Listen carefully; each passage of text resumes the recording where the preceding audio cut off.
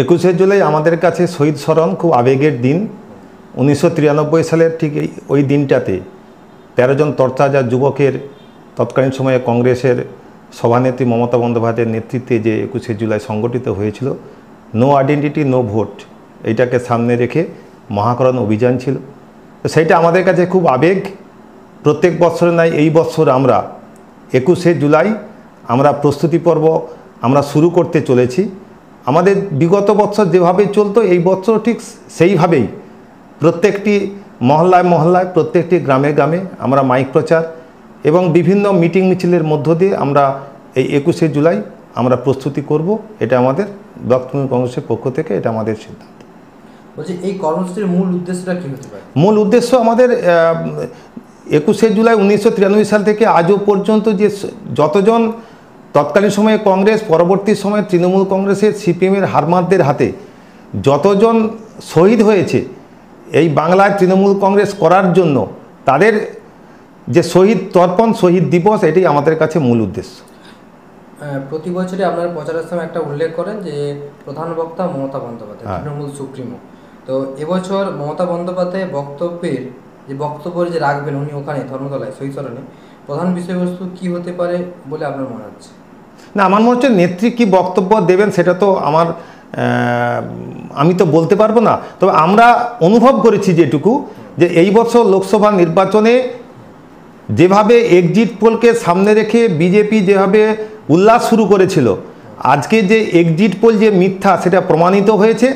সারা বাংলা জুড়ে তৃণমূল কংগ্রেসের জয় জয়কার।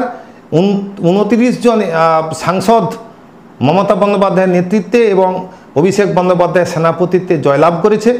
এটাই আমাদের কাছে ওই দিনটা, আশা করি মমতা বন্দ্যোপাধ্যায় আগামী যে 26 সালের যে বিধানসভা নির্বাচন এটাই তুলে ধরবেন।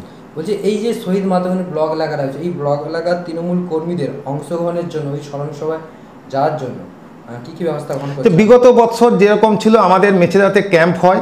আমরা যত বেশি কর্মী সমর্থক, এটা তো একটা আবেগ, শহীদ তর্পণ। আমরা মেছেদাতে ক্যাম্প করি, প্রত্যেক মানুষকে আমরা ট্রেনে যাওয়ার ব্যবস্থা করি এবং আমাদের বিভিন্ন অঞ্চলে অঞ্চলে আমাদের বাস থাকে। আমরা বহু সংখ্যক কর্মী সমর্থকদের নিয়ে যাওয়ার জন্য আমরা যতখানি পারি আমরা চেষ্টা করি ধর্মতলা চলো এই অভিযানকে সামনে রেখে। বলছি কতজন যেতে পারে এই ব্লক এলাকাতে? না, এখনও সেই সিদ্ধান্ত আমরা কিছু নিইনি। আমরা প্রস্তুতি নিচ্ছি আস্তে আস্তে করে।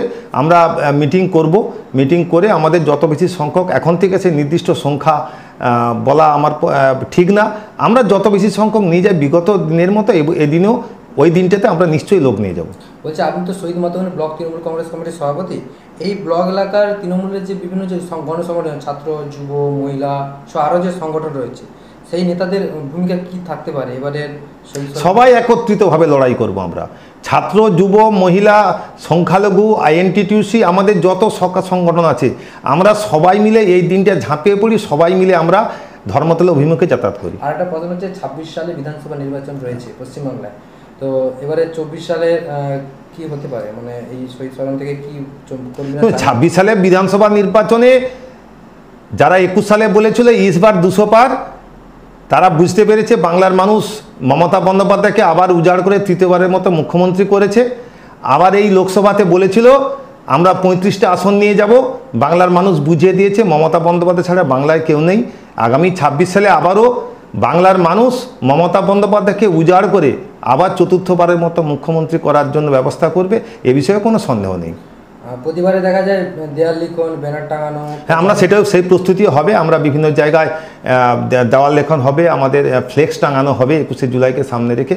আমরা সেই প্রস্তুতি নিচ্ছি। আমরা সম্প্রতি যে লোকসভা নির্বাচনে যে ফলাফল হলো, সেক্ষেত্রে দেখা যাচ্ছে এই ব্লক এলাকায় অনেক জায়গায় তৃণমূল পিছিয়ে রয়েছে, তো সেগুলো কীভাবে রিকভার করবে? না, নিশ্চয়ই আমরা তার তদন্ত করেছি। আমরা ব্লক নির্বাচন কমিটির আমরা মিটিং করেছি, আমরা পর্যালোচনা করেছি কোথায় আমাদের ভুল ছিল, কেন আমাদের এই ঘাটতি, আমরা সেটা পর্যালোচনা করছি।